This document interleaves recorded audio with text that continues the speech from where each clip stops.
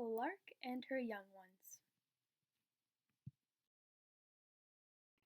An Aesop Fable. One day a lark made a nest in a field of young wheat. Time passes and the wheat starts to grow tall, and the lark's young birds start to grow as well. Then one day, the ripe golden grains waved in the breeze, and the farmer and his son came onto the field.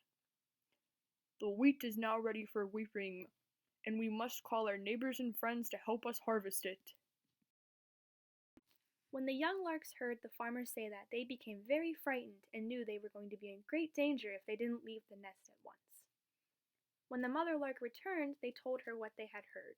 She assured them, though, to not be frightened, because if the farmer had said he would call his neighbors and friends to do his work, the wheat would not be reaped for a while yet. A few days later, the wind was so strong it shook the stalks, and a hail of wheat grains came down on the young larks' heads. "If the wheat is not harvested at once, we shall lose half the crop. We cannot wait any longer for help from our friends. Tomorrow we must set to work ourselves," said the farmer.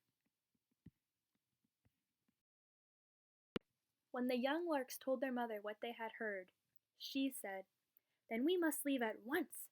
When a man decides to do his own work and not depend on anyone else, then you may be sure that it will happen with no delay." There was a lot of fluttering and trying out wings that afternoon, and at sunrise next day, when the farmer and his son cut down the grain, all that was found was an empty nest. The moral of our story is self-help is the best help, and we shouldn't rely on others to do our work for us. It was based off an Aesop fable. It was directed and written by Haley Anderson.